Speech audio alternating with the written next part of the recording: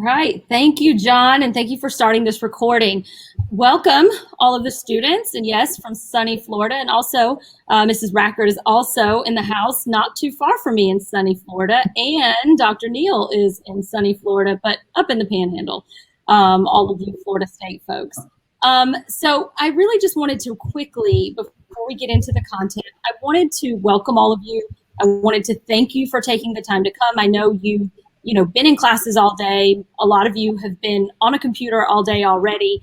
And then to give your time to come and do extra work in and of itself says so much about you. So the first thing I want to tell you is, thank you for coming. Kudos to you for putting in the time. And I really just want you to all stop for a second and take a breath, right? I know you've been feverishly planning for this exam. You're so concerned about how you're going to do. I don't know how to do the multiple choice, or how am I going to do on rhetorical analysis? I'm not even sure, what does rhetorical analysis even mean? Take a breath and relax, because I promise you that if you will just take a step back for a moment, you know more than you think you know. So tonight is not for us to start from scratch. Tonight is for us to say, in our experience, these are the top tips that we have for you. Some of my students, I hope, are joining us on here tonight, as I assume some of the other teachers on the panel have their students in as well. So say hello in the chat if you belong to some of us. But I think the great thing about this session is that you're going to get to hear maybe some tips from another teacher that might be given in a different way, said a different way, presented in a different way than maybe I have for my students. And so it may be that one extra little thing you need that just says, okay, I got this. So Mr. Jordan, I'm going to go ahead and turn it over to you. All right. Thank you very much, Ms. Seidel. I want to get this rolling. I know you're all anxious to get started. You see the three administrations of the exam listed on this slide here. We asked Ms. Seidel to speak first because she represents teachingrhetoric.com. They are they are our presenter this evening, and of course, we want to thank John Muscatello for hosting us on Marco. I'm your panel discussion host this evening. My name's Jim Jordan. I teach AP Lang at Sacred Heart Cathedral Prep right in the heart of San Francisco, and many of my students are here too. So we got Florida, we've got San Francisco, we've also got we've got the Chicago, Illinois area represented. We've got Georgia, and we have people in time zones all over the country with us tonight. Of course, you, our students, are the reason we're here. So I want to also briefly, before I introduce our panelists very briefly, introduce one of my students, Mr. Mishan Gagnon, who is in the class of 22 at Sacred Heart Cathedral Prep. Mishan, thank you. Mishan is going to be your voice tonight. He's going to moderate the Q&A and feed us questions as we get into each component of the exam. So welcome. We are thrilled to have you here. And I do want to echo what Ms. Seidel said. You got this. You're here, which tells us that you're probably more ready than you think. So let's jump right in, and I will briefly introduce our panelists, and I'll just ask each of you to give a quick wave as I do. You met Ms. Seidel a few minutes ago. She is a teacher of this class at Suncoast Community High School, is not only a moderator of the Facebook AP Lang group, which has 10,000 plus teachers collaborating all the time, but an exam scoring leader. So everyone on this panel has influence either in how the course is designed, how the exam was designed, perhaps writing test questions, or leadership roles in the scoring of it. So you're going to get some expert opinions tonight. So welcome, Ms. Seidel. We also have Ms. Jackie Rackard. Ms. Rackard is at Monarch High School in Coconut Creek, Florida, and is part of, and go ahead and please give a wave, Ms. Rackard. Last year, Ms. Rackard was the assistant chief reader. So she was one of the big bosses at the scoring, and has been a question leader and on the leadership of the exam scoring for years. She's also a workshop consultant, which means she goes around the country teaching teachers how to teach this course, and a contributor to the course design. Thank you for being here, Ms. Rackard. You'll hear from her a few times tonight. Mr. Steve Heller, who is at Adlai Stevenson High School in Lincolnshire, Illinois, is someone who has for years been part of the development committee. That means he writes the questions, both the essay questions, the multiple choice questions. He's also a workshop consultant and has been a question leader at the reading. Welcome, Mr. Heller. Thank you for being here. We have Mr. Carlos Barrera from Sprayberry High School in Marietta, Georgia, just outside of Atlanta, he has been writing the questions for this year's exams. Whether you're taking the paper or the digital version, you're going to see some of his questions at some point, most likely, and is a scoring leader during the reading. Mr. Barrera, thank you for being here with us. Nice to see you. And we also have Dr. Michael Neal. This was our surprise guest. We didn't have Dr. Neal listed on the website when you registered, but he was kind enough to join us to represent the university voice. Dr. Neal has been a big contributor to not only the design of the course, but the design of the exam for many years now, having written both multiple choice and essay questions. So a heavily influential voice in another person we can learn a lot from this evening. So welcome, Dr. Neal. Thank you for taking the time to be here. All right. Are we ready? Here we go. Let me give you a little, oh, I almost forgot. No, I didn't forget. This is about you. So the real star of this show is you, our students. Over 1,800 of you have registered as of last count. Thank you so much for being here. This is a screen. This shot is of the student body at my school a couple of years ago. We are here for you. So Mishan is in there somewhere, and now you can see him up close. So welcome. Thank you for being here. Tonight is all about you. All right. So the way this is going to work, this is kind of our agenda. As you know, the exam has two parts, and each part has subparts. So we're gonna go in order, and we're gonna follow the order of the traditional paper exam. You know that the questions will be presented in a different order on the digital exam. We'll talk about that as we go. So we're going to open with a brief panel discussion on the multiple choice reading questions, and then we'll take some questions from you. We will then move into the multiple choice composition questions. We'll have a very brief panel discussion offering you some best exam day advice, and then we'll take some questions, and then we'll move into the essay portion. And we'll begin with the synthesis essay. And again, same format. We'll do 5 to 10 minutes of panel discussion, followed by some Q&A, then the rhetorical analysis, and finally, the argument. So that's the game plan for tonight. So 5 different opportunities to ask questions. And then at the end, time permitting, we'll open it up for Q&A again. So Mishan, you're going to be busy tonight. Thank you very much, my friend. So here we go. We're going to start with section 1, the multiple choice. This is, of course, the first hour of your exam, whether you're taking it on paper or online. You're going to get 45 multiple choice questions, but probably a better way to think about it is that you're going to have 5 passages.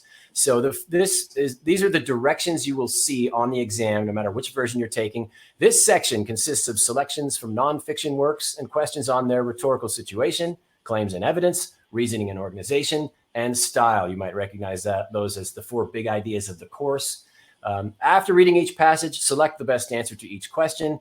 And there's a note then to pay particular attention to the requirements of questions that contain the words not, least, or except. We like to screen this first because we want you to internalize this as much as you can now so that you don't have to worry about taking the time to reread this on exam day. So with that, I am going to invite Dr. Barrera to kick off our discussion on the multiple choice reading questions. Dr. Barrera, thank you. Go for it. All right. The important thing, Mishan, is I hope Mr. Jordan here is paying you well with like at least some mission burritos, all right, or to bring to school for you, because he's telling me they got some really good Mexican food in his neighborhood. All right. So, yeah, and man, I second what Miss I'm used to saying Christy. Sorry, Miss Seidel has been saying about relaxing. I mean, at this point, many of you, like, look at the screen. You've been made to annotate in all different sort of colors. You've used tons of highlighters at this point. You know, you've internalized a lot of these things. You know, the multiple choice is like a rhetorical analysis. It's the same skills, only you're doing it in multiple choice. So at this point, your brain should be, if you relax, like in baseball, you just relax and things will come to you. Author's purpose, the line of reasoning that's used to develop, you're going to see it. You've been brainwashed well at this point. You're going to see the message, the exigence, maybe the way the passage is organized, just naturally as you read it with a pencil in your hand, and you're going to see the questions, and they're going to come to you. And I tell the kids to relax. I teach in a unique place, and I actually have several ESOL students current ESOL students taking this test. And I tell them to relax. The goal is to get half right. You get more than half right, it's gravy, and so narrow it down to 2, and you have, and we just want, I think you can do this. And we work hard in development committee to take away trick questions to make it fair for all people. So this should be a good experience. If you're taking it face to face, you're going to see the rhetorical analysis questions first, and it's going to finish with the writing questions. If you're taking it digitally, I think it starts with one set of writing questions first, goes into the reading questions, and then finishes off with the writing questions. But you have to believe, you have to go in there believing you can do this. All right, you can do this well. All right. Anybody else want to chime in on this?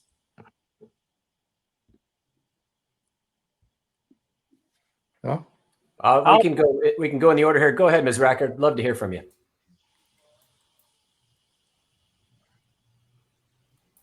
We might have lost her audio.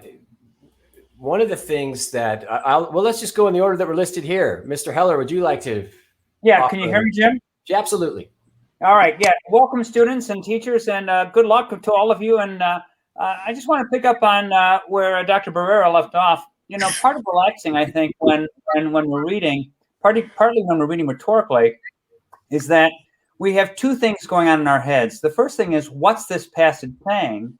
And the second thing is, how is it doing it? What are the choices the author has made? I recommend for my students that you read the first time for what the message is, what seems to be the purpose. See if you can infer kind of what the exigence is. But to be mindful of the rhetorical choices while you're reading can really slow you down. Rather, read the passage, try to determine the meaning, and then use the questions as a way of a rereading to look at the choices. So that would be just a recommendation about reading rhetorically and how it might help with the multiple choice experience. I'm going to jump ahead to Dr. Neal since we haven't had a chance to hear from him yet. Anything you want to add?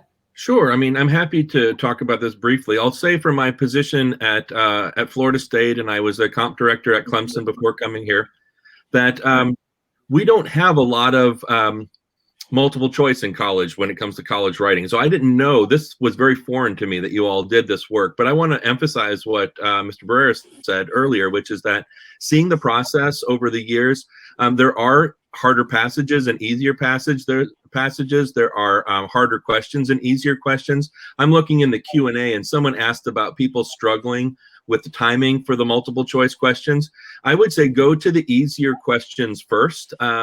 And then I would also say one of the things that I see as a tip from just reading these and learning to read these over the years is that when there are harder questions or harder passages to read, oftentimes the first couple questions teach you something that's important about the passage. And so we're almost scaffolding the questions so that if you can get those first couple questions, it might have something to do with the overall purpose or the tone that the passage takes, that the questions might teach you how to work your way through the passage. So just like Mr. Heller, I mean, multiple readings of it, but go for the low-hanging fruit. When we write questions just from a question development angle, we're writing some easy, some middle, and some hard. We need to do that so it separates students. And so go for those easier questions. And then as you have time to go back and search and think more easily, and that's why taking the multiple choice practice as much as you can, you get to understand the timing of how much time you can afford to take on a question.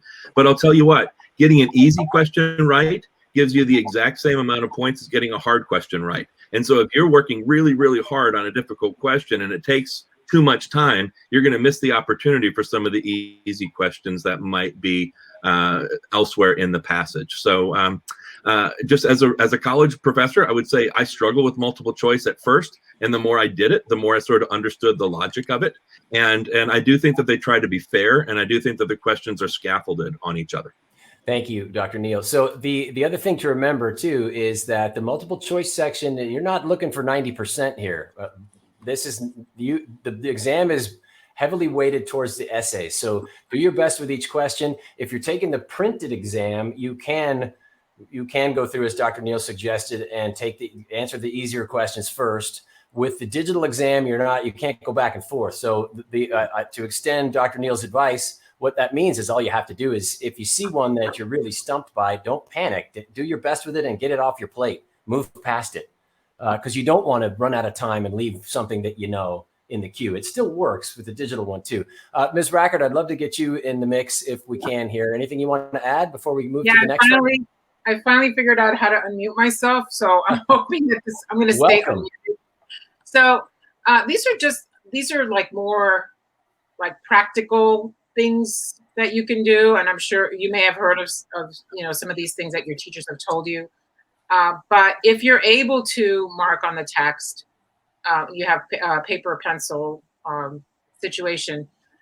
Go look at the questions first, and actually circle, underline, whatever utensil you have.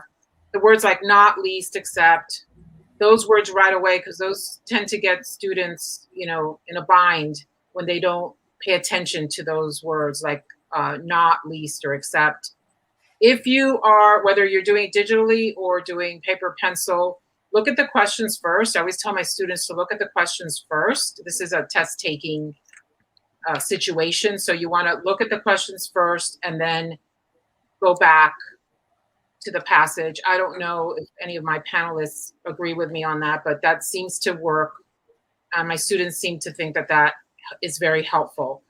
I know that you can't annotate on the digital exam. I don't know if there are any features where the students can do anything like that. My students mostly are taking the paper pencil. But if you're able to annotate, always take that opportunity and looking for the claim of that passage, or looking for the main idea of that passage right away, identifying that. But even if you're doing it digitally, I tell my students that for each paragraph, that to write down a phrase or a word that's like a main idea or a topic for that section. So for the paragraph, very quickly in 2-3 words, what was that paragraph about? What was it talking about? And do that for each paragraph, so that as you're going through the questions again, or read, if you need to go and read the passage again, like this stuff is actually sticking with you. And that also seems to be helpful for a lot of my students. All right, thank you, Ms. Rackard. The one thing I want to point out, because it sometimes confuses students too, on the printed version, you see the slide we've put up here, you'll see sometimes the same passage. In fact, often they reprint it for you just to save you the time of turning pages. So if you like to do a quick count to budget your time, that kind of thing, you might think there are 8 or 9 passages. There aren't. There are only 5. They will be reprinted for you for your convenience, just to save you time. So know that that's part of the game plan. I know annotation is something students like to do as well. And you can see the format is usually 2 columns in a tight space. So there's not a whole lot of room to do sort of descriptive outlining. As Mr. Brera said at the beginning of this, you really want to trust your gut and read for meaning and purpose, and just ask yourself as you're reading, what is the main idea and what is the rhetorical intent? What was the speaker trying to do? So before we move on to the next set of multiple choice questions and our Q&A, Ms. Seidel, I know you have one more thing you want to add here. Well, I was just noticing in the chat that there were quite a number of students who were asking about tips for digital multiple choice. And I know that this is just, the animal that we're going to deal with this year. I know a lot of our experience as teachers and students as test takers are for paper pencil. The idea of previewing all of the questions is just not going to be there for you guys taking it digitally. But you can preview that one question. So one of the things that one of my students actually brought up today when I asked, what are your best tips, was, read before you even read the passage, because some students will like skim the passage just kind of to get an understanding and then go to the questions and then come back. But if you read even that first question, you're going to get some context as to what that passage is about, especially when you get that one passage that's, the older language, it's more difficult, it's dense. You can at least get something contextual, because you don't get that at the beginning of a multiple choice passage like you do on the FRQs. FRQs often give you some kind of a little blurb, some kind of a little intro, some kind of contextualization, but not on multiple choice. So if you, I know you can't preview all of the questions, but I wanted to point out that Mr. Mustateller says in the chat that there is a guide that he has put for you guys in the chat that's on the Marco Learning site that helps with some tips for digital exams specifically. Unfortunately, I know some of you are in the boat where you're having to make that. I think I can add this. I think I can say this. There is an advantage to the digital. Like in a traditional paper test, it might say in line 12 through 30, and you can't really do that digitally. So this year they decided to gray the area. And so you can easily go to without having to search the lines, the area will be grayed out. There'll be a gray around it, so you know exactly where to go and save time. And Dr. Barrera, I just did it again. I'm following Mr. Heller's lead. We'll call you all doctor. So our students are doctors in the intellectual world. You mentioned earlier when we're talking about timing, the difference between the digital and the paper exam. It might feel like one is has an advantage. They have their pros and cons. We're going to talk about the free response questions later. But the truth is, if you feel like, man, I'm stuck taking this digital one now, and that means I can't move around in the multiple choice, just know you're going to be able to probably respond to the essay questions faster by using your keyboard. So there are pros and cons to both, and the exams are designed to be equally rigorous and fair no matter which platform you're using. So I wouldn't lose your nerve too much over that. Mishan, before we pivot, anything in particular in the Q&A that you think we should pay attention to here? And feel free to say no, we can wait till the second set of multiple choice. That's up to you. But what have you got for us, Mishan? I mean, you guys did a great job answering a bunch of the questions already, but I feel like, kind of common factor has been a few people have asked about tips for people who are slower readers. Have any tips? Anyone? I could call on somebody. That's a... It really is. Now it's it's a minute and a half per question. It wasn't that way before. There really is. And a lot of those writing questions are revising questions. I really think there's a lot more time for rhetorical analysis questions than there ever was before. So the slower write, there's an advantage now for a slower reader than there had been in the past. I think my advice would be to really just read for what you've been doing all year in this class. As you read the passage, look for what is the central claim, and can you identify the line of reasoning? If you can do that as you're reading, I think you're going to be set up to answer most of the questions. The questions always come into some form of either meaning or purpose. It's a rhetorical reading. Now, the composition questions are different, of course, but so as you read, try to find the central claim and the line of reasoning. And if you can do that, I think you'll be okay.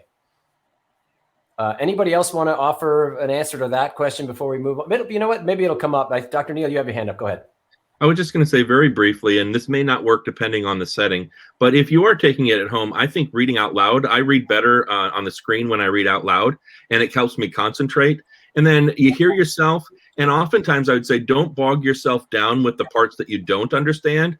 Get past that and try to keep the pace up so that you're actually getting the bigger gist of the paragraph. And maybe that little detail or that little word that's hanging you up or something that might slow you down a lot if you spent time there, just try to get past it. I don't know if that works for everybody, but I was not a strong reader in high school or early college, and reading out loud helped my speed and comprehension. That's terrific advice. Thank you. Okay, so Mishan, I'm gonna have you hold off there for now, and you can. I know there are going to be other questions when we get into this next piece. The multiple choice composition passages are different. This is the first time in the history of the AP Lang exam that they'll be offered. We planned to have them last year, and as you know, everything shifted. Last year is last year. So, Ms. Rackard, I'd like to invite you to kick off our discussion on the multiple choice writing questions, please. Okay, not to be feared. If you've taken the SAT or planning to take the SAT or PSAT, they're not exactly like the composition questions here, but they are similar in many ways. And really what you have to do with the composition questions, you're coming off of the rhetorical analysis. So now you have to think like a writer, and previously you were thinking like a reader and reading, rhetorically. Now it's looking at this as a writer, because a lot of these are revision questions. So it can be tricky. I mean, my students really struggled with this when we started practicing. At first they were, they tended to spend a lot of time, especially on the revision questions. because what happens is you have to go and insert, for example, if you have a question that says, the writer's thinking about including this line in this certain place. I think there's one where they're considering adding the following sentence, and then should the writer do that? And then you have to kind of go through yes, and the reason why, or no, and the reason why. A lot of times you have to take that sentence and insert it, each one of the possible choices, and insert it in the passage, and that takes time when you're trying to revise, like which one makes the most sense.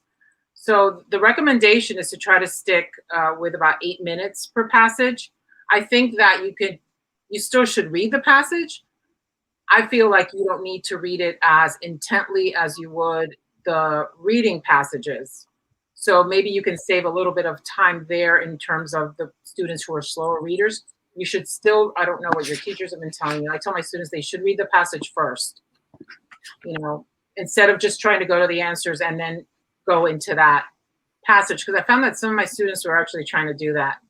They were like, here's this question. I'm not even gonna read the passage. I'm gonna read this question and then go to the section in, do you understand what I'm saying? Like going into the section of the passage and trying to figure it out. So always read the passage first. I think you can save yourself some time in terms of not having to read so closely. But you really do, follow the line numbers, make sure you're on the right line numbers, because at first some of my students were getting confused as to where the line was starting, where that number was. There was a little bit of confusion. So make sure that you know exactly where the line numbers are. And I think, if you hopefully have done grammar and some, in terms of revising your own writing, that's always helpful too. So if you've actually gone and done some revision on your own writing, these kinds of questions will come to you. You can do well on these. I'm glad you said that you should read the passage first. As we know, those of you who are taking the digital exam, we are not going to have any choice. You must read it first. So it's important to note that as Ms. Rackard pointed out, every line here is numbered. And there are 3 of these passages, and they are quite a bit shorter than the rhetorical analysis passage. So if you're budgeting that hour, because this is a test, so a lot of this is clock management, you're going to ballpark 15 minutes for each rhetorical analysis passage and the subsequent questions, and about 10 minutes for each composition passage. One of them is going to be shorter, so you may even go a little bit less on that. Always remember with the multiple choice that you don't need 90%. You just want to make sure you get through it. Don't leave any of them blank. The real, the heavily weighted questions on this exam are the essays. Now, Dr. Neal, we happen to have you with us tonight, and we know that you actually wrote some of the questions for the composition passages. Any insight you'd like to offer as one of the people who wrote these? I'll just agree with what both of you have just said. And I agree, especially, Ms. Rackard, with your point about, so the way that we write these, we get a topic from the development committee that Mr. Barrera is on, is whatever, and then someone just, dummy like me is sitting down writing this passage. And so it's going to be pretty straightforward. It's not using any tricky language. It's not, an archaic passage at all. But what happens, we write the correct passage first, and then we go back and we write the questions, which is going to mess some things up in the passage. So to Ms. Rackard's point, you're going to read it and there's going to be sections that you're like, that doesn't sound right, or this seems out of order, or that's the wrong word. And so if you spend a lot of time like slowing yourself down, well, we had to make the passage sort of incorrect for you to go back and correct it. And so by reading it quickly and taking those small notes in the margins, like we were talking about last time, getting the gist of what's going on in the passage, they're pretty interesting and straightforward topics. They're sort of fun topics to read through. It'll be a lot quicker than reading through your more difficult reading passages that we're looking for reading comprehension and the rhetorical analysis and so forth. And then questions, just like I said last time, sometimes they're as small as, is this the right word? Right. To something that's really large conceptually, like, would you switch around something in this paragraph, or would you, if you were to add a thesis to this passage, what might this thesis be? And so go again for the easier questions, because whenever you write test questions, you're writing about a third of them easy, a third of them in the middle area, and a third of them a little bit harder. And so if you can't get something, go on to the next one and work your way back as you have time. But to Mr. Jordan's point, like, get through it all, because there could be some real low-hanging fruit toward the end of that passage, and just read it there. I also, because you'll have the incorrect passage in front of you, if you're doing the paper and pencil essay, I would write notes on it. Like if you switched around 2 sentences in a second paragraph, draw it on your paper so that when you're going back and looking at the next question, you're actually seeing it in the right order. If you've changed a word from however to therefore, like cross out that and put it in there so that you have the correct passage later on that you can see if you're having to go back and skim through. That's really good advice. Thank you. Ms. Seidel, do you know if the annotation software on the exam app works with the multiple choice passages, or is it just the essays? I don't know yet. Can they annotate the passages? So I have hardly any students taking digital, but John is the one who has been doing some like crazy good work with all of these various things that have come out from College Board. So John, Mr. Moscatello, I'm so sorry. He might be able to help us with that, maybe. And it may come up, it may already be in the chat, but I know that there is annotation software in that app. So, and Mr. Moscatello, please jump in if you have an answer to that question. Otherwise, does anybody else on the panel have it? This is one that we will work to find an answer to. All right, so let's just continue in the order that we're on the slide here. Mr. Heller, anything you'd like to add on the composition questions? Yeah, I want to just pick up on Dr. Neal's prior comments, actually in reference to what he was saying too about reading rhetorically. You know, there's really 2 categories of questions that I think we can be attentive to.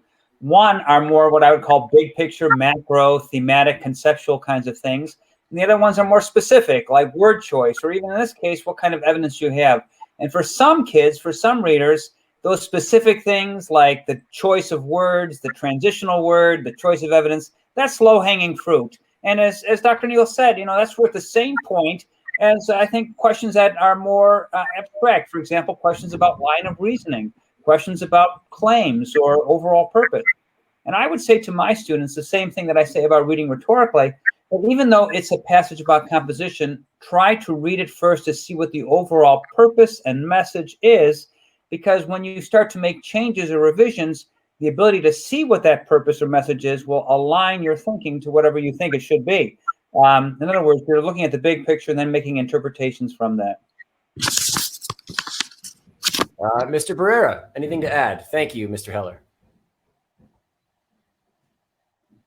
We're going to unmute you, Mr. Barrera. We want to hear everything you have to say, my friend. Thank God you didn't hear what I just said. All right, so no, I agree. I think I'm actually looking forward to seeing how these things play out with the students. You know, every Sunday during the football season this past year, I've been in meetings looking at these questions. Right, so I'm looking forward to seeing how they work out. And you know, with my own students, it's the same thing. Is like. We revise essays all the time, and they have to give me bullet points of what they did to make the essay better. And I think I'm channeling my Kevin McDonald in me, which is like the best way to work through these multiple choice questions was by practicing revision. And that's why I like what Steve Heller was saying is then actually do it on the test a little bit there, because those are the instincts that. When the kids were successful on these questions, what I've seen so far with my own students, they have good instincts for revising, and so that's how it's going to work out for the most part. So that's a theme I've heard from several of you, that we call them writing questions or composition questions, but they really do test revision skill. Mishan, you ever had to revise an essay in my class? I know that all of you have had what we like to call opportunities to revise. It might feel like work, but that's the skill you're going to want to lean on here. You know how to do this. Okay, so Ms. Seidel, go ahead and wrap this up for us before we move on to the essays. Okay, so Dr. Neal, I think you wanted to add something to this before we move on. The only thing I was going to add was mostly a reiteration of everybody else, but I had 2 things that students posted today that helped them or that has been helping them with writing style multiple choice. One of them is from a student, Malia. I don't know if you're on. If you are, hi, Malia.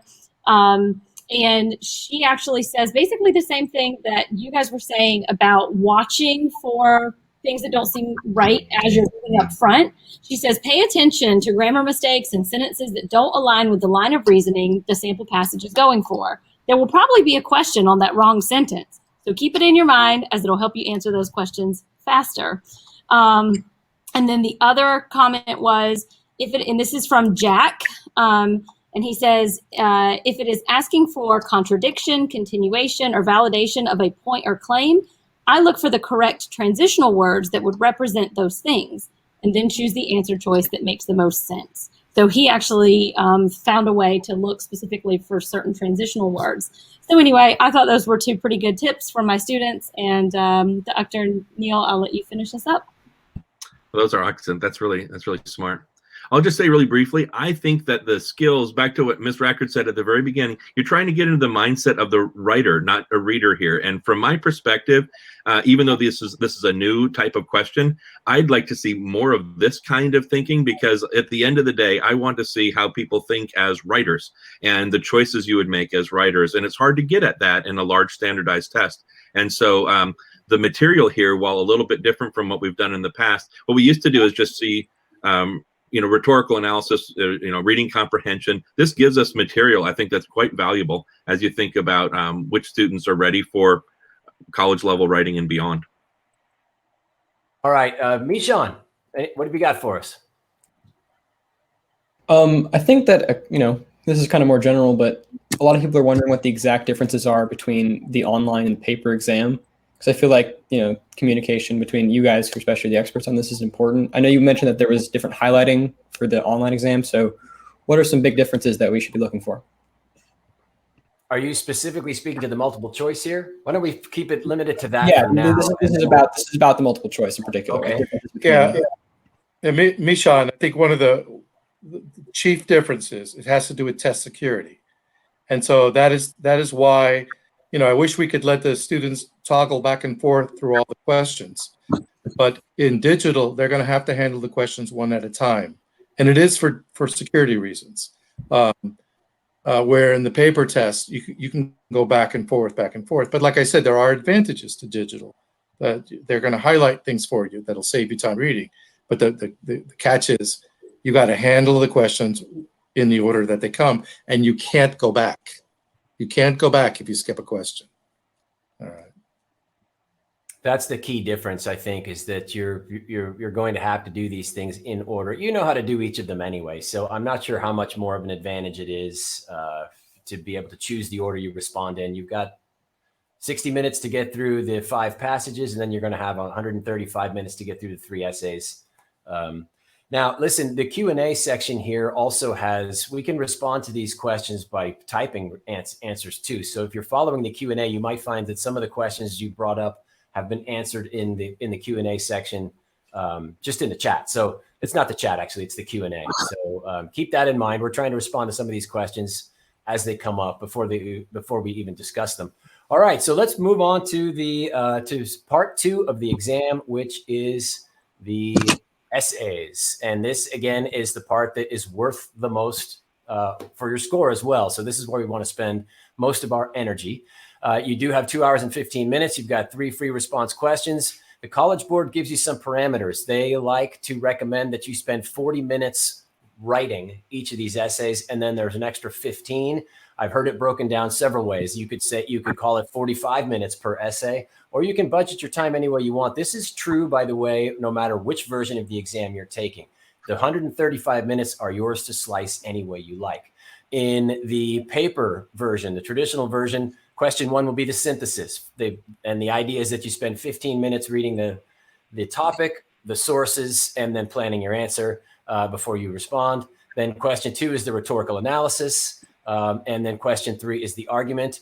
On May 13th, that's the order these will appear in. If you are taking a digital version, one of the 2 later ones, the argument's going to come first. They just take the last piece and flip it to the top.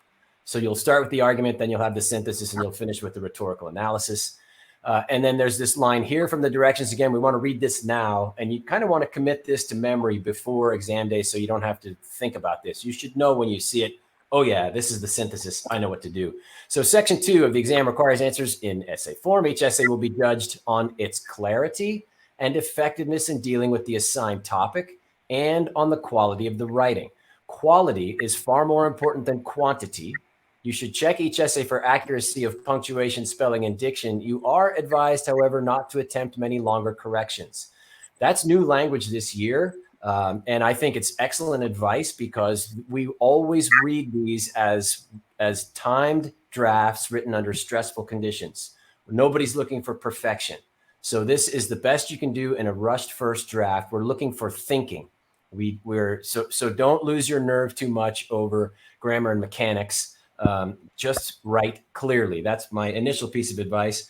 But I'm going to open this up now as we move into each of the 3 essay. Whoops, there we go. That's what I meant to do. Oh, before we move into the 3 questions, let's take a look at, one of the things I like to tell my students is, you've got a panel here of people who are high school and college teachers in different communities. And yet when we score the exams, we are all trained to think like this rubric. So your audience really is this rubric. These 3 rubrics are who you're writing for. So I'm going to invite a round of insights on the row A, B, and C rubric from our panelists, if anybody wants to contribute. And we'll start with you, Ms. Rackard. I'm sorry, I was answering a question. Oh, it's okay. You know what? We can start with anyone we want, but I know that at some point Ms. Rackard has a family obligation and will be. Yeah, no, that's fine. Can you? Did you want me to comment on the thesis? Anything you like. Any general advice on on what the rubric means or how to approach it? We don't want to spend too much time here, but just insights if anybody has them. So with the thesis, you get a 0 or a 1 point. So, but it's very important. So you might think, well, I can only get 1 point for the thesis statement, but that thesis statement drives I feel like it drives your essay, your response. So it's really important that you do have a thesis statement. Some teachers will tell you that mostly to have it in your introduction, which, that's what we usually teach students, is to have their thesis statement in the introduction. However, if your thesis statement is somewhere else in the essay, you will be rewarded for that also.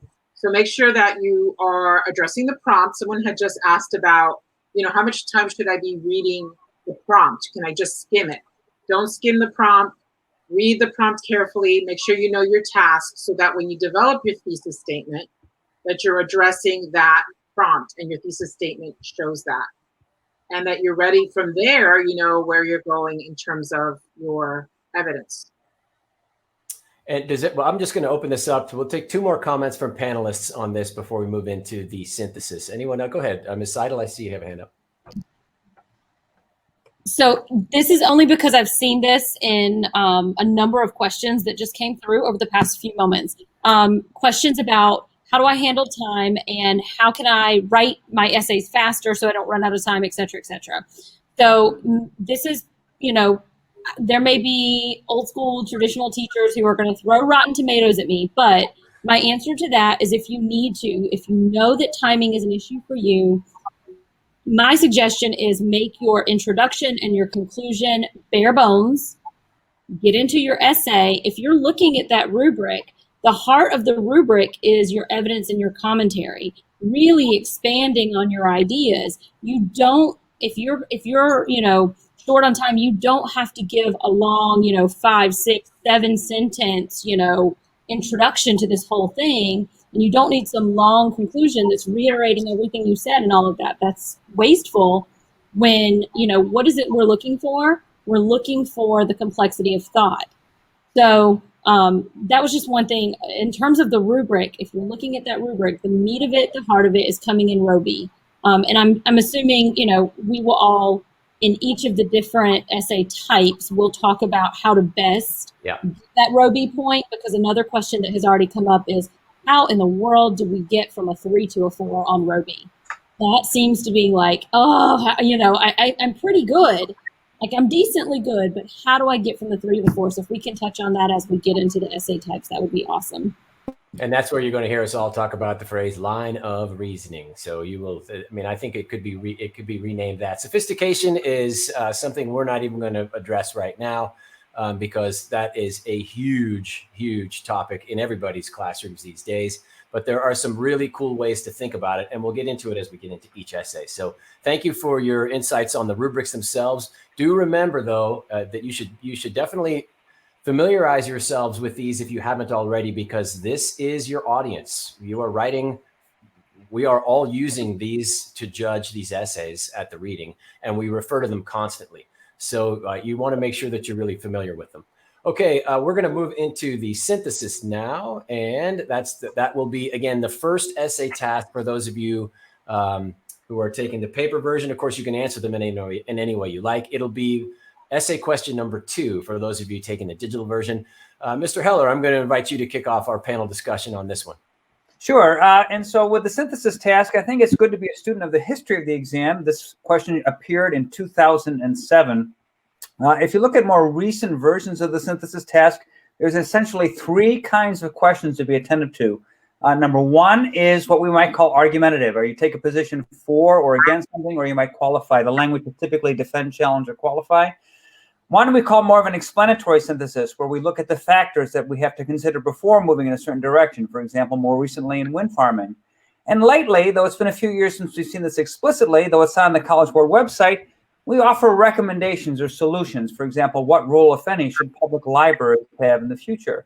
So I try to communicate to my students, as I'm sharing with all of you, that the synthesis task, you're still synthesizing sources. You're working with sources given to you in the service of an original argument, but there are different kinds of, for lack of a better word, types of synthesis questions that have appeared on the exam, and they're all useful.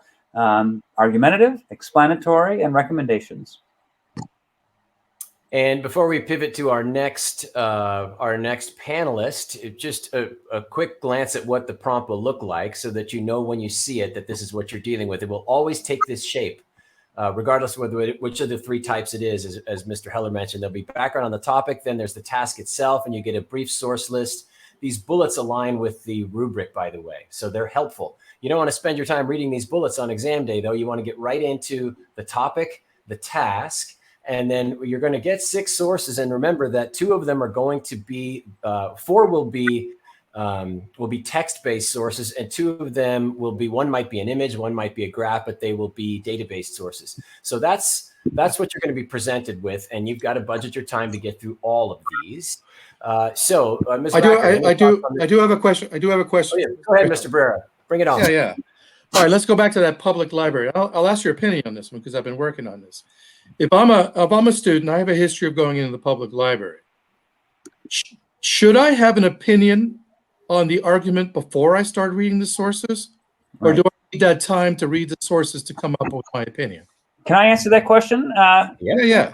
Yeah, I definitely think it's good to have an opinion. On something like eminent domain, where many students are new to the game and they don't have a lot of insight.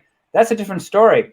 But yeah, for sure. I mean, if you have an opinion, that I think lends voice, lends purpose to your reading, gives you an awareness of audience, and helps you contextualize the argument.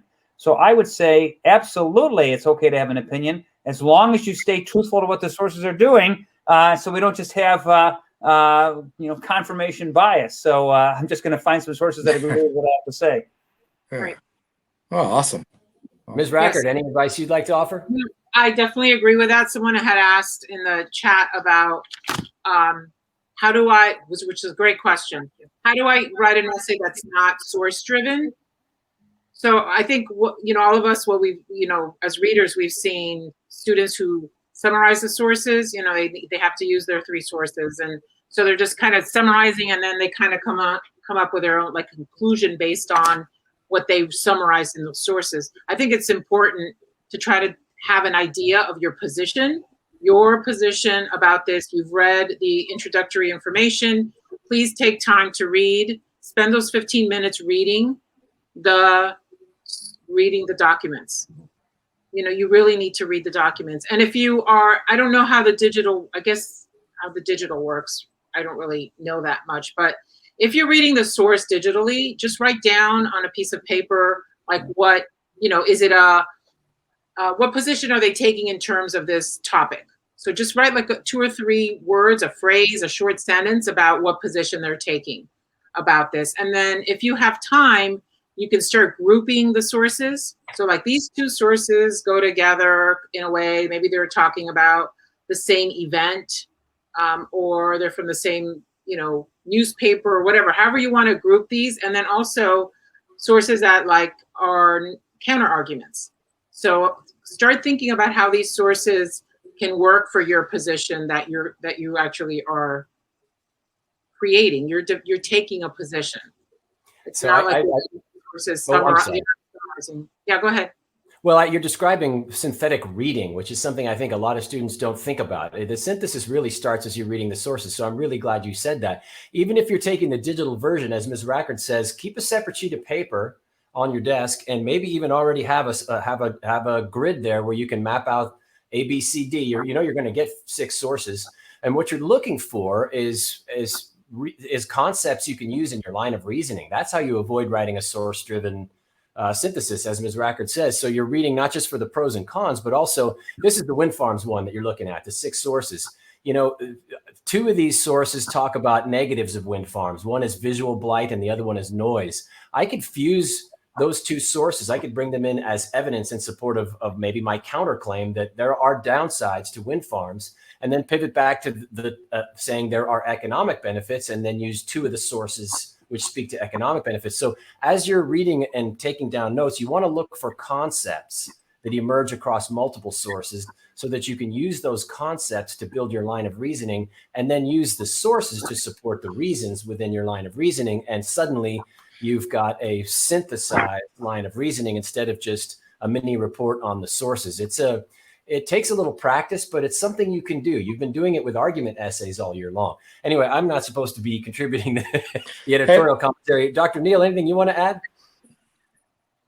Sure. I mean, I agree with all these things. The synthesis essay is the most interesting to me in part because it's sort of taking the best of the rhetorical analysis and the best of the argument, and you're putting it together with sources. Just remember, when we're scoring, it's that row B that you get the most potential for points.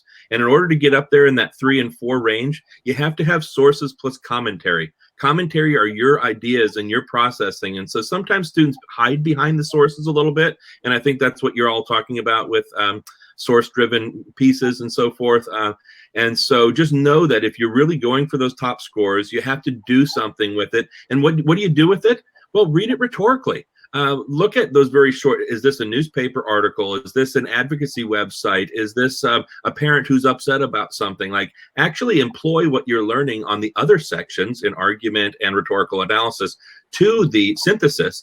And this is the sort of, to me, the culminating piece that if you can do well on the synthesis essay, it's the sort of the grand, even though it's the first one you'll write on the paper and pencil essay, it's the most complex and sophisticated piece of writing that we're asking for you on this exam.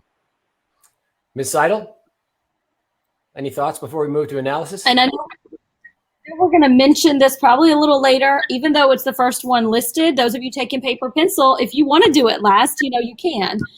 Speaking of culminating, for me, the synthesis essay is best written when it does have, as you guys said, that sincerity. When, for many of you, you become a problem solver in some way on that essay. And so, we talk a lot in my classroom about how to write about the topic with sincerity, and that includes writing about the sources, not just, pulling in, random pieces from them. So for example, even down to how we reference them. I know it's allowed to say source A, source B, whatever, but we talk a lot in the classroom about, if I'm naturally speaking about something, I'm not going to say source A says that blah, blah, blah. If I know where it came from, I'm going to say, well, according to a poll by College Board, we don't even have to take the exam this year, right? I'm not going to say source A said that I didn't have to take a digital exam. So it's like, when you're writing about it, just talk to me. So you got to, even if it's not something that you're bought into normally, you got to buy into it for that moment. If you've never thought about the function of libraries before, like you don't just sit around hanging out with your friends at Chipotle thinking about libraries and their function, you need to for that moment. And in that moment, you need to be a problem solver as to what we need to consider about the future of libraries in our society and talk about it. Do not do this gallery walk thing, where you're walking around like, look at this source over here. Isn't she pretty? And oh, look at this source. He's kind of annoying. You need to use those. And so we actually try in the classroom not to use any full sentences from the sources. We almost always are pulling fragments, sentence fragments from little places in those sources to incorporate them within our own sentences. Do you need to cite them? I'm just looking at a couple questions as I'm taking my part here. I hope that's okay. That's good. Save some for me, Sean. But I do want to make a point before you go to analysis. Okay. Yeah. Tiffany, you do have to cite your sources somehow, whether that's saying, according to a recent poll by the College Board, blah, blah, blah, or you could just say, recently it's been found that 34% of blah, blah, blah, and then you could use that parenthetical citation instead, which would be College Board or Source A or whatever. But you do need to reference where you got that material somehow. Okay. All right, Jim, before you go to analysis, I do want to mention the sophistication, okay? And what I tell my students is, contrary to what they might hear from their history classes or other, I don't believe sophistication is a unicorn. I believe it is something they can do well. And we teach those things, and I channel what you tell me, we teach those things not to make them do better on the test, but to make them better writers. So I want them in that synthesis to write about the tension, about the complexity. I want them to take an argument and take that library argument and situate it in the broader context, maybe going into history, maybe going into something with pop culture. I think the best thing they can do in this essay is the commentary. That's the soul. That's the difference between those who are going to get a 4 and those who are going to get a 6. They have great commentary. The baseball example, what gets a 4 in the middle row? A really good fielding percentage. They're not going to make an error in one of the sections. They're going to have solid evidence and great commentary. And some of that commentary is going to hit on sophistication. That's the best, this is new for the College Board community to score in this new rubric for synthesis and for argument. And they have different sophistication points than the rhetorical analysis. All right. Well said, my man. Mishan, before we take whatever's in the chat from your perspective, I just want to, I know, Ms. Brackard, you have another commitment at some point tonight, so I don't want to put you on the spot, but I do want to thank you for joining us because I know we're going to lose you at some point. So thank you so much. I'm gonna be leaving very soon. So Okay. Thank you so much. You guys are awesome. Just wanted to thank you for being here. Mishan, what have you got on the synthesis for us? Yeah. I mean, I've seen a lot of people asking how to, there's a lot of information in the synthesis section. So I think people are really wondering how to effectively find what stuff to sort within that. Like what stuff from those paragraphs should you use? What should you not? Do you have any tips around that? Mr. Heller. Sure. Great question. I like to think of the synthesis as the rhetorical analysis part 2. In other words, you're doing the same thing on a smaller scale with the sources. When you read the source, what seems to be the overall purpose? What seems to be the overall message? I think reading for that bigger picture is going to give you more versatility about what is the best passage or best excerpt from that source to use. If you read that way, then you'll avoid what I call cherry picking, which is I'm just going to look for words or phrases that may not represent what the whole source is about. And this becomes really important, as Jim was alluding to. If you're reading a source that is, let's say, against wind farming or pointing out the problems with wind farming, and you're quoting from it in support of why wind farming is a good thing, that would be an inaccurate use of the source. And even though, yes, you are using a source and yes, you're commenting on it, the readers are trained to say, wait a minute, this needs to fit what the actual message is. So I would say when you read these sources, including the chart or the image, that well, what seems to be the author's or the artist's purpose? What's their overall message? And this may seem like a small thing, but read that bibliographic information. Read if it's coming from Forbes magazine, for example, or if it's coming from, as Ms. Seidel pointed out, the College Board. Is it has a potential bias? What constituents are represented by this source? And I think that's important to introduce potential bias. That might also help you say, oh yeah, this is kind of where this source is heading. I'll throw something out there real quick, which is that we talk a lot about this concept. I'll skip the concept, but think about yourself sitting around a lunch table with your friends and they're having a conversation. You're not just repeating back things that they've already said at the table. That's not socially apt, right? You build on things that people have said. You disagree with things that people have said. You put things in dialogue with something else. Like, you're using those things not just by way of like finding only the things you disagree with and repeating those. You're actually trying to put them in some kind of conversation or meaningful dialogue. So maybe you find one source where it helps with some point that you want to make. Maybe you disagree with something else. Maybe you're doing what Mr. Heller's saying, where you're questioning another source because it seems to be coming from a point of bias or something like that. And so you're adding to that conversation. So instead of thinking about like one way to use sources, think about the different ways. And to Mr. Barrera's point, I think that's how you might move towards sophistication on a synthesis essay, is actually doing different things with sources rather than just, source paragraph, source paragraph, source paragraph, and then getting on. It's actually doing something interesting with that, just the way you try to have an interesting dialogue with your friends around the table. All right, great advice, all, and we'll talk about sophistication again as we get into the other two essay prompts, Mishan and everybody else here. But one of the ways I like to think about sophistication is that we all know writing. The more you practice writing, the more you come to understand that it's an act of discovery.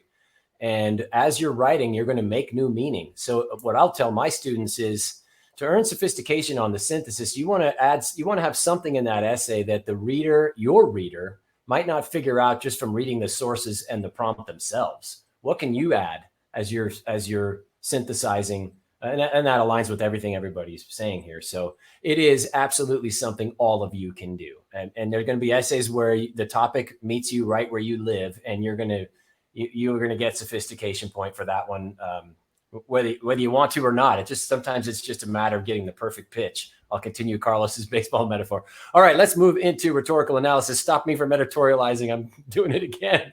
I'm going to invite, for the rhetorical analysis, Ms. Seidel to introduce and then kick off our panel discussion on this one. Okay, all right. So the rhetorical analysis task is going to ask you to write an essay that analyzes the writer's rhetorical choices. So the rhetorical analysis is understandably for many students sort of the bane of their AP Lang existence. It's the, most left blank essay that we typically see. It's the one that students, even my own, tell me, that they've struggled with the most. And I think it's because you're relying in this case, you don't get to rely on, yourself and your ideas and your opinions. And most of you have been writing persuasively since you were in probably like third grade, or creatively or something. In this case, you've really got to be analytic. You've got to look at someone else and what they're doing. And so you're looking for choices. And that's a really important word for us to focus on. The word choices. Please, please, please, guys, do not think that you have to write an essay with a lot of these sort of obscure terms of devices, right? Devices like anaphora or metaphor or personification or something like that.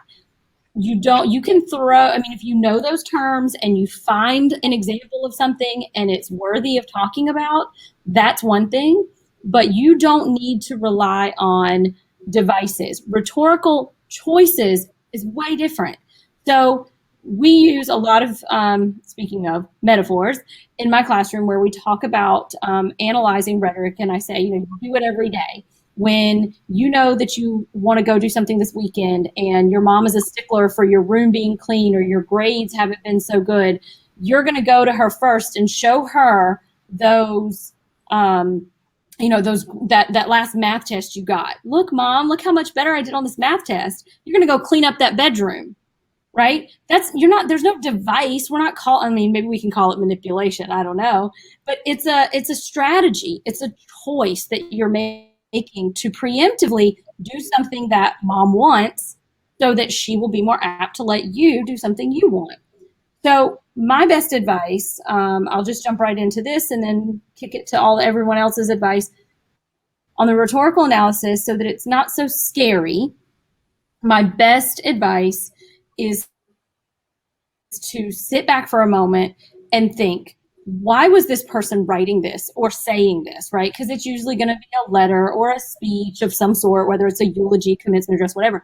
You're getting something that came from a real person at a real time. It's real, right? It's nonfiction. So why did President Obama, why was he the one speaking about Senator Ted Kennedy of all people? And why did he choose to talk about Kennedy that particular way? I mean, we know that eulogies are there to, memorialize someone.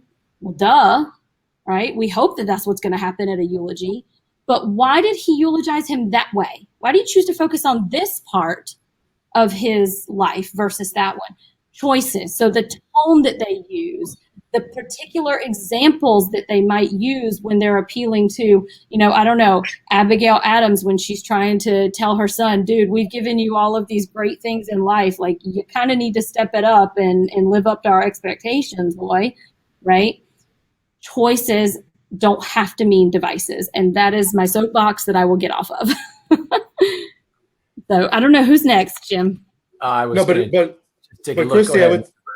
Christy, I love what you just said, and part of that is a choice could be an emphasis on an idea, on a detail.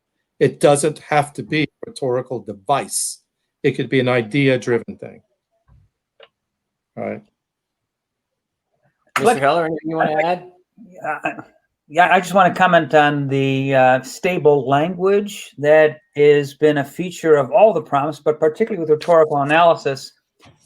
Ms. Seidel, you mentioned the Abigail Adams prompt. Going back to 2014, that would be an example of what not to see, where the prompt says, what advice is mom giving to her son? These days, we can expect rhetorical analysis prompts, and I think Dr. Neal can speak to this better than I can, where there's stable language, where in other words, there's something that students can hang their hats on. That's not to say that they're given the thesis, but it might say something about, well, what's Abigail Adams' advice about, I don't know, dedication to one's country? In other words, we would allow for some of the topic to be there in the prompt. Dr. Neal, am I paraphrasing about what's the purpose of stable language is correctly? Absolutely. Yeah. So. We've seen students in the past, we'll call it at the reading a predatory read, where you might be tempted to jump right to the text and just start looking for the first three rhetorical choices or strategies you see, and then jam them into a contrived three-part thesis statement. That might be enough to get you a 4 out of 6 on this essay. But really, you want to read that context at the top of the page, that background on the occasion. Try to take a position on the rhetorical situation and ask yourself, what was the most interesting challenge or opportunity for that speaker in that rhetorical situation? Use your answer to that question to guide your rhetorical reading. Then you'll be finding rhetorical choices that help the speaker either take advantage of that opportunity or meet that challenge, and your line of reasoning will start to fall into place. That's one way I think the stable wording really helps. Mm-hmm. Mm-hmm. As well as the selection of passage. I mean, I do think, to Ms. Seidel's point, like, the committee has been very good recently about choosing only passages that clearly have a context, a purpose, whether it's a eulogy or an open letter in a newspaper or a talk at a women's convention right after, voting rights or something like this. So to ignore the big issues and go to some go to some kind of odd rhetorical term and decide to work on that rather than the most normal thing that's out there, thinking that it'll impress us with large rhetorical words. Again, I've been in a lot of different composition programs, and I go around and I talk to people. Comp programs don't look at weird rhetorical terms and try to memorize big lists of 50 terms. We talk about like what's actually happening here and who is the speaker or the writer and what influence does this have. So thinking like maybe people psych themselves out for this question because they think it's harder and rhetoric is a scary word or something like that. But I like to read the responses that are just sort of normal responses to like, what is this person doing in this situation and why might it be effective or not, instead of trying to find some really odd triptych kind of, I have my PhD in rhetoric and composition. I don't even know half the words that you all use. And I don't really care about those words. And they certainly don't care about them in college composition classes. Absolutely perfect. Thank you. And that, by the way, that idea, I want to give credit too for the whole idea of identifying the most interesting challenge or opportunity. I'm going to give credit to my friend Steve Hedelman, one of my colleagues at Redwood High School, who I think might be with us tonight. I know some of his students are. So thank you, Steve, for that idea. All right, Mishan, what's going on in the Q&A with the rhetorical analysis? I know this is one that challenges many students. I'm sure there are some questions. Yeah, I feel like a lot of people are wondering exactly, when you guys say rhetorical choices, I think a lot of people want kind of examples. I know we have prompts here. So what would you say is a specific example of a choice just to get people in the right headspace? I'll start out with a very easy rhetorical situation that I think a lot of you, like the word exigent simply means like, what's the problem that's out there that is happening that's prompting this piece of writing or this speech? What's the opportunity there? Who is the audience? Who is the rhetorical audience? And is that audience friendly to this idea? Are they skeptical? Are they learning something new? Are they in agreement with the speaker or the writer? And then like, what are the problems that any speaker or writer has to overcome in getting to them? So that's like the simple Bitzer rhetorical situation piece. But I think about, some of you are taking like AP US history at the same time. And sometimes it's like within a historical moment, maybe civil rights, or maybe voting rights, or maybe a death of a politician, or some situation there. So like actually putting it in some real context rather than just trying to find some strange or unusual rhetorical terms that you can unpack. Anyone else have a? Yeah, I think that's great advice. Because if you can see the context, if you can understand sort of the circumstances that are helping to drive the publication of this letter, this speech, whatever, then as Mr. Barrera was saying, whatever details you've chosen, there's a reason why the author has made that choice. And you may choose to name that repetition, and I'm looking at the chat with the Malcolm X reference. You may choose to name that repetition, but there's a choice that's being made, a choice to do X or Y. And sometimes they have names like metaphor, like repetition. But a lot of times it's just the examples that they've chosen, the details. I think what readers are looking for are more, are you aware of how the speaker or the writer has constructed their argument, not just what they're saying, but the choices they've made to do that. I tell my students, think about language that you would use sort of in a cafeteria, in a coffee shop. People aren't using words like anaphora in a coffee shop, not even here in Chicago. So I like that you mentioned that. Go ahead, Ms. Seidel, go ahead. A good example, like of talking repetition. What do we do with repetition, right? Think about, for example, the I have a dream speech. Why would he keep repeating, I have a dream? What's so special? What's so important about a dream? Well, it's a focus on this, for lack of a better word here, a dream of a better tomorrow, a dream of improvement, a dream of social progress.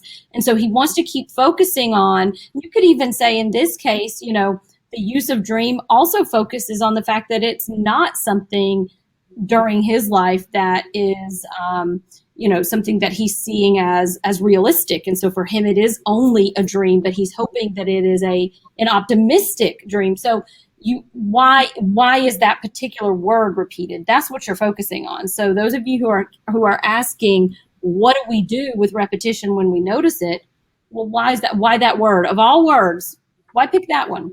Of all phrases, why pick that one? They had the whole English language, right, at their disposal. Why that word? Why that phrase? All right, Mishan, you're doing a great job. Thank you. Let's move into argument, and that will we'll open it up to all questions when we get to the end of this. But I'm going to invite Dr. Neal to lead off the last segment of the evening. All yours, Dr. Neal. Thanks. Thanks. So, I mean, I'm gonna sort of complicate this a little bit. When I looked at the poll, everyone says that argument is the easiest, and it might be because there aren't hurdles with difficult passage or multiple passages that you have to read and put together. I think that the argument, sometimes you can't hide behind a lot in the argument, that this is your ideas and your language. You can't just quote a bunch of source material, or you can't just go through paragraph by paragraph in a rhetorical analysis. So while on the surface level, I'm glad that there's easy access to it. Yes, you don't have to read a 5-minute long passage. You don't have to try to unpack what a eulogy is, or what a speech at a national convention might look like. But as a reader, I love to read this particular prompt, because I get very different kinds of responses. And to me, the good writers rise to the surface in this particular argument essay. What you mean by we talk about things, and I hope we can get a little bit, Mr. Jordan, to like line of reasoning and evidence and support. These are your ideas. And so, I mean, of course, we've had everything recently, this idea of overrated. Well, sure, that's accessible because everyone can think of something overrated. But just because you can think of some examples very quickly doesn't mean that you're going to write a great essay about that. So it's like taking some time to think about what it is that you want to argue, and then finding the examples or support that you want to do to set that up, and then to tie those together in logical sections where you're building on a larger argument. That's actually a little bit more complicated than people give credit for. And to me, it's not really. I think a lot of people focus in this one on examples. It's like I need to find an example for this paragraph, another example for this paragraph, another. If that helps you get toward it. But I'd go to the same thing that we talked about with rhetorical analysis, which is, instead of trying to find some like formula to figure it out, think, what would be the most interesting thing to say about this? And the prompt is going to be different each year. Yes, to Mr. Heller's point, it is common language that we're using now, but it's very different. The value of exploring the unknown, artifice tripped some people up. And because it wasn't a term that a lot of folks knew right off the bat, but we gave a longish passage there that sort of explained what artifice, artificial meant. And so to spend a little more time with that. And so I guess maybe the other teachers will have more insightful points about this, but I would say don't underestimate this particular essay. And it's more than just coming up with 3 quick examples. Maybe one from pop culture, one from history, and one from literature or something. I see more and more of this like formulaic approach. And yeah, you might read it and get a couple points on it, but that's not really it's not taking advantage of maybe some of the writing skills and the thinking skills that I think many of you have.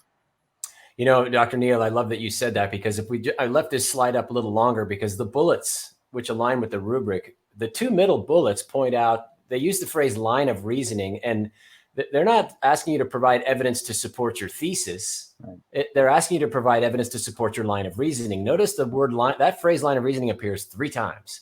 So you want to take a position on the issue, as Dr. Neal says, and support it with reasons. Your evidence will support each of those reasons, and by extension, the thesis. And that's the challenge. So this is where the good writers rise to the top. I agree completely. I think and of course, for those of you who aren't as familiar with all of the history of prompts, Dr. Neal just went through 3 or 4 of the most recent argument topics.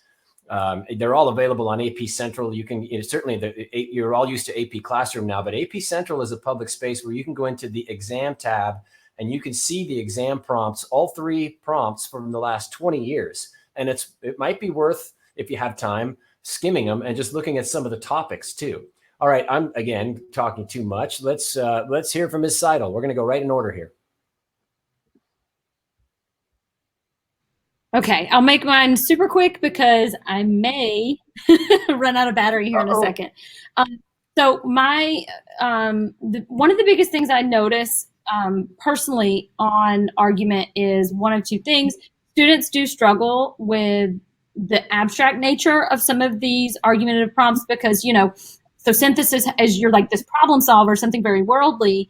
Argument tends to be a bit more philosophical. You're not necessarily writing to your school board trying to convince them to change a law like you've done on probably your state tests, since third grade or whatever. So they tend to be a little more abstract. What sets apart higher scoring essays from just average or low scoring ones are, for me, when teens, no offense, I love you all, but you can't go into like teen angsty mode, right? It's not about you, raging against the machine when the machine is like, nothing. It's like you've got to come up with some kind of balance in your examples, some kind of balance of your evidence so that it's not just about you, but that you also do personalize it. For me, make it about something that's anecdotal, but you don't want an entire essay that's anecdotal. That's just my opinion. Bring in, a number of different pieces of evidence. But, we recently did the unknown prompt in my room, and there was a whole lot of like, here are some examples of people who've gone out into the unknown. Here are some examples of, if we hadn't had explorers, then the America wouldn't be discovered and be what it is today, and these kinds of things. But what about that? What about the explorers, and what did that have to do with the prompt? So not like, I guess, kind of like what Dr. Neal was saying, stopping too soon, giving tons of examples of the unknown, giving tons of examples of artifice, but never doing anything with those examples. So for what it's worth. Thank you, Ms. Seidel. Mr. Heller. Yeah, I'd recommend avoiding what I call the Costco approach towards the open argument, where to pick up on what Ms. Seidel said, we're trying to find so many examples that we lose the line of reasoning. I really applaud the overrated prompt. It's one of the only prompts in the recent history that explicitly said, look, students, we just need one thing. There's one thing. And from that one thing, you need to cultivate some reasoning. And how we cultivate a line of reasoning, there's lots of ways to do it. Sometimes it's cause and effect. Sometimes it's compare contrast. Sometimes it's counter argument and refutation. There's no one way of doing it. But I just can't say enough about the importance of finding one or two well-chosen examples, maybe a third or fourth. But frankly, it's as you pointed out, Jim, Mr. Jordan, the line of reasoning is all over the scoring guide, all over the prompts. And imagine what Dr. Neal was saying earlier. What you're going into a room and people are having a conversation. Hey, what's overrated? You're going to spend a lot of time saying why X is overrated. You're not going to just start jumping in all these other things immediately. So I really support less being more when it comes to the examples. And Mr. Barrera, and then we're going to hear from Mishan one more time. Yeah, all right. Let's go to those two prompts, the overrated and the unknown. I remember I scored both of those. And I remember my chief reader at the time was a woman named Michelle Robinson, who teaches at Spelman here in Atlanta. And she read to us this one essay. It was amazing. It was an undocumented immigrant who was writing why the unknown doesn't work for her. So she totally went against the just a different way of thinking. And so that's where the best writers, they rise. And a lot of it was, and this doesn't work for everybody, but a lot of it was just personal examples in her life, among her family. And, I don't know if it, but it scored very high. I don't think it scored the top score, but this is when they use a scale of 1 to 9, but it was great. And the same thing, like, Misha, I don't know if you remember who James Charles was. He was all the rage a couple of years ago, right? And I must have read 1,000 James Charles essays that year for overrated, but I read a great one because I believe that the writer also started with James Charles and personalized it and gave examples that spoke passionately what was going on to his own life. So I think this is a beautiful way to, like, if you're a really good writer, or if you have a passion for something, these questions lately have been inviting you to write introspectively. Okay, Mishan, what have you got in the chat for us or in the Q&A? Yeah, I think first off, a lot of people were asking about counter arguments. How should you introduce them? At what point? Which paragraph? I know everybody has an opinion on that. How would you handle that, Dr. Neal? I'm curious. I would say what Mr. Heller said earlier, which is that that's one particular line of reasoning that one uses. I don't always recommend counter argument every single time. If there's an opportunity that it's particular fitting to use that, then use it. But in terms of everyone having to use a particular kind of argument, there are different kinds of arguments that you might study in college, and you might have looked at it in your AP Lang class, but we don't usually go to those really formulaic, like Rogerian arguments that everyone, or to the different ones that require certain kinds of moves. So now your teacher might have taught you that as a good move, and that could be effective. But anytime we're sort of expecting that there has to be a counter argument, and that counter argument has to be in the third paragraph or has to be in the conclusion, I would just say what Mr. Heller said, that's one opportunity, along with compare and contrast, along with description, along with other kinds of strategies that you might go toward. So I wouldn't force it if it's not there. But if it's there and it's interesting and it's insightful, then put it in. Whether it's in the first paragraph or the last paragraph, put it in if you think it's interesting.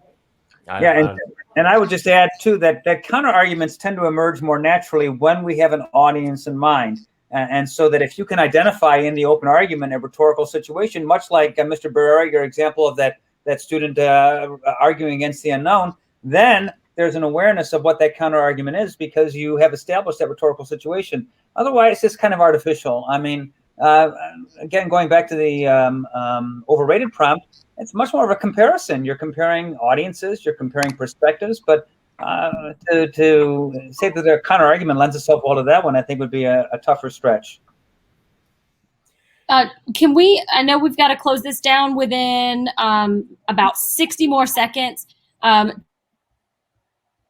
I think I know where you were going to go with this. We may have just lost Ms. Seidel, but I think she was going to ask us each to give our best soundbite of exam day advice for students. And I will start by saying, be yourself and write in your own voice. Use your writer's voice. Be you.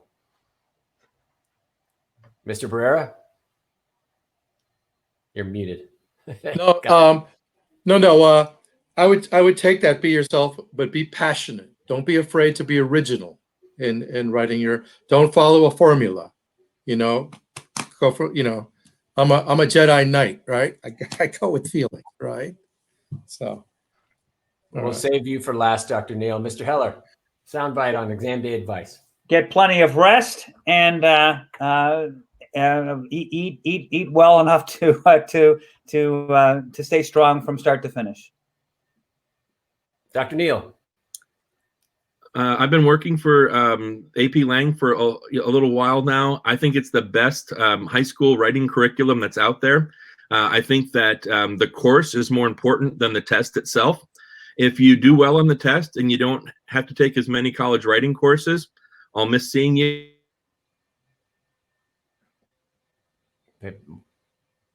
Did we lose Dr. And Neal? others after you've taken a great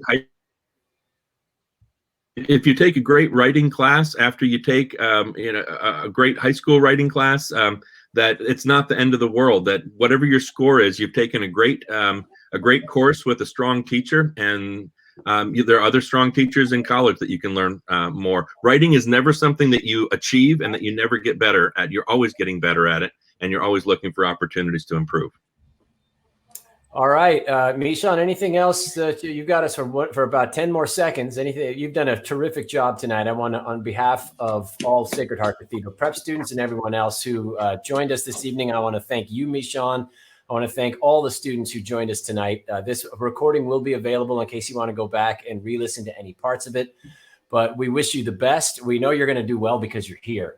So thank you. And thank you to all the panelists tonight. This was just terrific. I really enjoyed listening to you. I learned from you, and good luck to us all going forward. Thanks all.